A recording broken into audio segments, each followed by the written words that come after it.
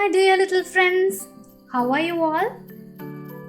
It is December, isn't it? The season of Christmas and winter and snow and stories of Christmas, isn't it? So today I'm going to bring you a story about... today I'm going to bring you a very famous story that is usually told around Christmas.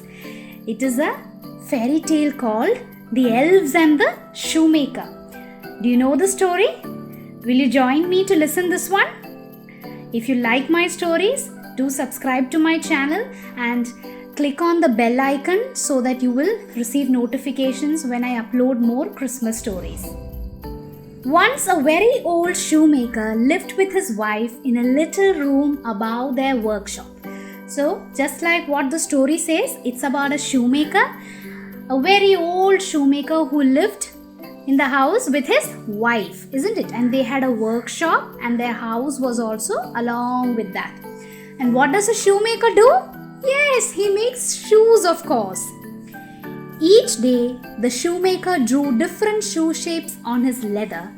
Then he carefully cut out the shapes with a knife and sewed them together with good strong thread. So here we can see the old shoemaker making shoe from leather. What does he do first? He cuts out different designs and different shapes. He draws them on the leather first and then he takes a knife and he cuts them out. And what does he do? He stitches them together with thread. Then what does he do?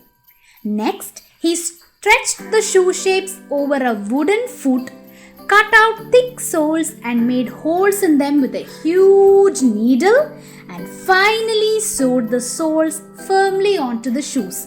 So then what does he do? He cuts them on.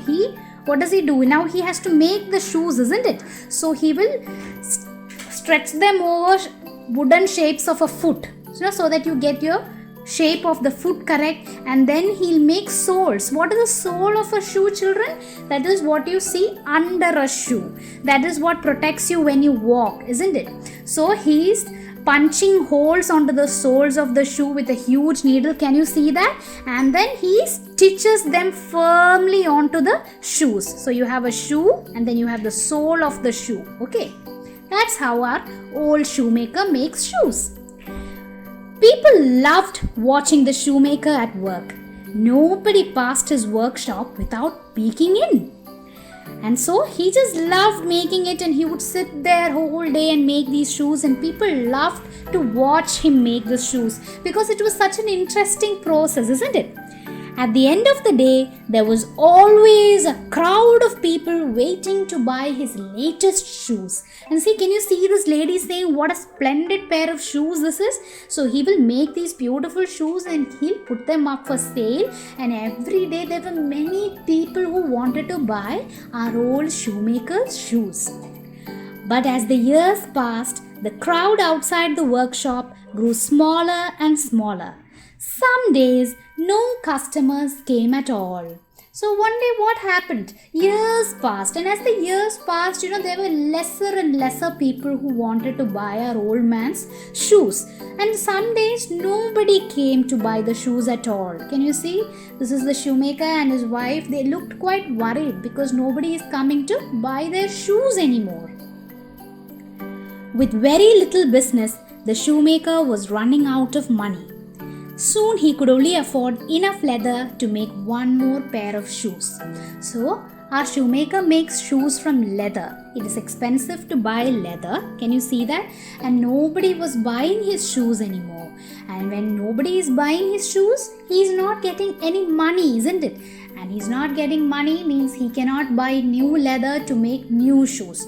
So one fine day, he had only enough money to buy enough leather to make one last pair of shoes. Okay, so he sat down to work at night. He lit up a candle and he started cutting and stitching. Okay, he cut out the shoe shapes and laid them on his work table. Then he yawned. I'm too tired to sew these today, he sighed. So it was late into the night and he had cut it out. See, can you see the shapes he has cut out? But he was too tired. Old man was too tired to stitch them together. So he said, okay, I'm going to sleep. I'll do this tomorrow. And he went upstairs to his room to sleep. Early the next morning, he went downstairs and stopped in amazement. Am I dreaming? He asked himself. See, can you see him shocked over here? Because when he went down in the morning into the workshop, he saw something spectacular, something absolutely amazing there. What was that? There on his table stood a perfect pair of shoes. Someone had neatly sewn up the leather. What's more, they had sewn shiny golden buckles on the front. The shoemaker was baffled. My good God, can you see these amazing pair of shoes with golden buckles? Who do you think made them? Our old man went to sleep yesterday, right? He was too tired and he did not make the shoes. But when he came down in the morning, there was this amazing pair of shoes, isn't it? Who would have made that, you think? He placed the shoes in his window. Before long, a gentleman came in. These shoes are divine, he cried. They sparkle and shine and they fit like a glove. And he paid for the shoes with a gold coin. Can you see that? So when this shoemaker, he kept that shoe for sale and this very rich man came by and he just loved how this shoe looked. He was so happy that he bought the shoe and he gave our old man a gold coin. Till yesterday, our old man did not have money, right? Because nobody was buying his shoes. And now with these magic shoes, he got a gold coin. So what did he do? Now the shoemaker could afford to make 2 pairs of shoes. As he cut them out, he yawned. I'll finish them tomorrow, he thought. But by morning, 2 neat pairs of shoes were waiting for him, fancy bows and all. So what happens here, children? Again, with the gold coin, he went and bought some more leather. Enough leather to make 2 pairs of shoes. And in the night he cut them out. An old man was too tired and sleepy, so he went to sleep. And again the next morning when he came, he was immensely surprised to see 2 beautiful, even more beautiful than the previous one, isn't it? This looks like a lady's shoes and there is this beautiful bow and another shoes. He was surprised. Something is going on, isn't it? That day, the puzzled shoemaker had 2 more happy customers. Can you see 2 women buying these beautiful women's shoes? Now he had enough money to buy leather for 4 pair of shoes. After cutting out the leather, the shoemaker went to bed. And with that money, he bought more leather and he cut out 4 pair of shoes and he did not stitch them. He went to sleep again that night. What do you think would have happened in the morning? Can you tell me? Yes, something did happen. The next morning, he couldn't believe his luck. On the table stood 4 perfect pairs of shoes. Can you see that? 1, 2, 3, 4. It must be magic, he cried. And so it went on. The more leather the shoemaker cut, the more shoes he found in the morning. And so it went on like this for days. Whenever he cut the leather and kept it, the next day there will be shoes. The first day there was 1 shoe, then there was 2, 3, 4 and it just went on. And he started getting lots of people who came back to buy his shoes. Within weeks, business was booming. Do you know what's the meaning of booming? Doing very well. He was not getting any customers. Now, so many people. There's a queue of people to buy his shoes. The shoemaker was a happy man. He had lots of money and little to do, but he still didn't know where the shoes were coming from. So now he was very happy, isn't it? Everybody were buying his shoes. He was having lots of money and he did not have to work at all, because in the night he would keep it there and go, and in the morning he would find new pairs of shoes, and he still had no clue what was going on. Who do you think is making our shoes? Whispered the shoemaker. I don't know, said his wife, but let's find out. That night, instead of going to bed, they hid behind some coats hanging in a corner of the workshop. So one night, the shoemaker and his wife, they finally decided to find out what's going on, isn't it? And so what do? They hid in the workshop behind some coats. He just hid there. They didn't go to sleep that night. Everything was quiet until midnight, when 2 little elves rushed in wearing nothing but rags. They sat down on the table and quickly began to sew. And it was midnight, isn't it? These two, the old man and his wife, they waited there till midnight. Two little elves. Do you know who are elves? They are these little men who wear funny clothes, isn't it? And do you know something? Elves are Santa Claus's helpers. If you know the story of Santa Claus, you know that it is the elves who help Santa Claus make his toys and wrap it up, isn't it? That is why we read the story of elves during Christmas time. And they saw two elves coming up and fastly stitching up the beautiful shoes. But can you see? The elves were wearing dirty clothes. It was torn up, stitched up, very, very poor clothes they were wearing. They sewed so fast, the shoemaker could hardly see their tiny, nimble fingers. They were sewing so fast. What fantastic red boots, even if I do say so myself, said one, admiring his own handiwork. They're fit for a queen or a very tall elf, said the other. So there's this beautiful pair of red boots, and one of the elves said, wow, how wonderful. I know I made it, but this is so good. And the other elf also was happy. Hurry up or we'll be spotted, said the first elf. I'm almost done, the second replied. Then they polished the boots until they shone and left them on the workshop table. So they were talking to themselves. What did they say? They said, come on, let's go fast, otherwise somebody will see us. So they polished the shoes and they kept them on the table as it's the beautiful shining shoes. But the elves, they did not want to be seen by human beings. But who were watching them? The old man and the wife, right? And the elves, did they know that? They disappeared through the door and raced up the street. Okay.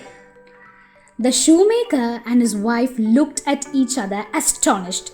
I think I'm going crazy, whispered the shoemaker. Were those really elves?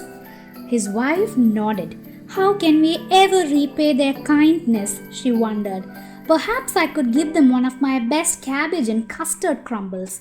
So both the old men and the woman, they were really surprised, but they were feeling so good for the kindness of the elves, isn't it? Christmas is a season of kindness and being good to each other. So the elves were helping them when they were in need of money, isn't it? And then both of them thought to themselves, how can we help the elves? Can we do something special for them? So the wife said, maybe I can cook them something special. And then the old man, he also had another idea. Or we could make them some new clothes, said the shoemaker. What a splendid idea, she replied, and they set to work. The shoemaker made 2 pairs of tiny boots and his wife spent all day sewing little suits. So you saw that the elves were wearing very poor clothes, isn't it? So they decided, why don't we gift them some new shoes and new clothes. So that full day morning, the shoemaker started stitching 2 little boots and his wife stitched tiny clothes for them. That night, instead of leaving leather on the table, the shoemaker left 2 piles of clothes. Then he and his wife hid behind the coats again and waited for the elves. So that night they did not leave leather on the table. What did they leave? They left their gifts on the table, clothes and shoes for the elves. The elves were delighted with their new outfits. They scrambled into them and danced and skipped all around the room. I've never worn shoes before. Wow, my very own shirt. Poor little elves, isn't it? They didn't have their own shoes and they were so happy to get these new shoes. And this little guy over there, he was so happy to get his own new shirt. How handsome we look, they cried. We are far too grand to work now. Come on, said the first elf. Let's show our friends how fine we look. The elves skipped merrily out of the room. The shoemaker and his wife happily watched them dance up the street. Now, these guys, they were so excited. They said, now, wow, we look so great. Now, let's go show it off to our friends. And they jumped and they left the room and they went up the street. And the old man and the wife watched them. The shoemaker might have lost his magical helpers. But now he had plenty of customers and wonderful ideas for shoes. As for the elves, they never sewed another shoe. So do you know what happened at the end of this? The elves, they didn't like to be seen, isn't it? So they got some new pairs of shoes and new clothes and they went off happily, but they never came back to sew another shoe for the shoemaker. Was that sad? No, because the elves were happy with their gifts, and the shoemaker and his wife, now they again started getting new customers, and the elves had already given him some amazing ideas on how to make shoes, isn't it? So now they all were very happy, isn't it? That is the spirit of Christmas, staying happy and being kind to others. Did you like the story? Let me know. See you next time.